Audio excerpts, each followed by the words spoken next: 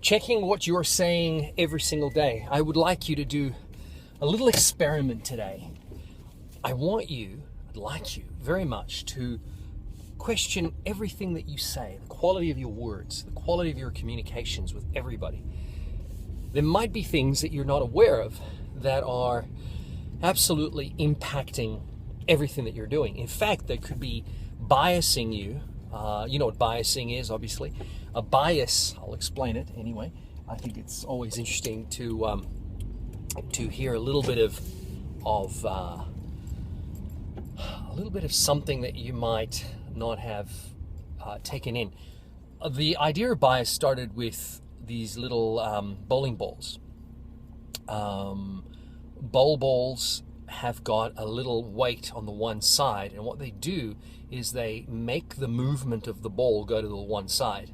So if you put a bias on a ball, the ball won't roll straight, it'll roll at a side angle, and it'll go off in a direction. So it takes real skill to keep that ball going as straight as you possibly can by making sure that the bias isn't lopsided to the bottom or to the top, but rather stays on the one side specifically.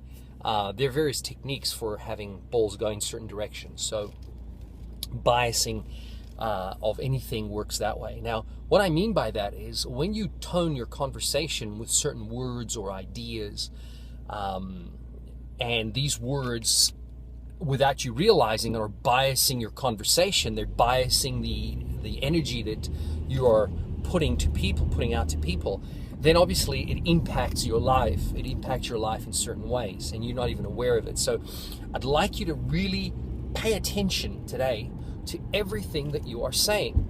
There's a very strong possibility that some of the words you are using are disqualifying you from extraordinary possibilities or opportunities.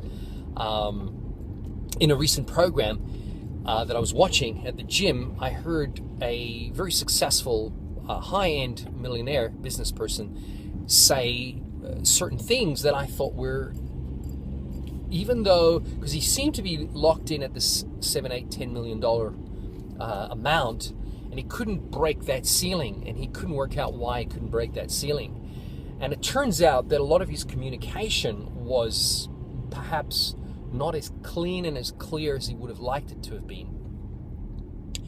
He was saying certain things that were throwing people off a little bit. So he was good and he was getting there, but some of his conversation was littered with little things that were throwing him off course. A little bit like throwing swear words into conversation. You know, some people don't object, but for the most part, people object, and they tend to judge you almost immediately based on the quality of your conversation, your communication, the words that you are using. You could pick from many words, and yet some words are immediate repellers, they're repulsors.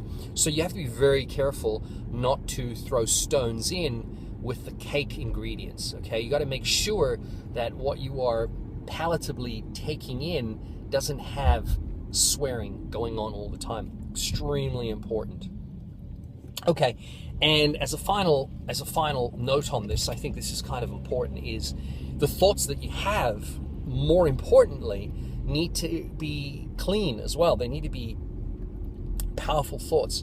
I watched a film recently which was so negative, and I always oppose any kind of negative movie, but for some obscure reason this came in under the radar because I was watching, it was really enjoyable, it was going somewhere, and all of a sudden they dropped these bombs in, and I'm thinking, oh man. And I dreamt about that. It was going through my mind, and in fact early in the morning, late at night, it was still in my head, and I thought, you know what, it's not the way to go. So stand, as they say biblically, stand at the door of your mind and don't let negativity go in. As much as possible, stay positive and do not give negativity a chance under any circumstances.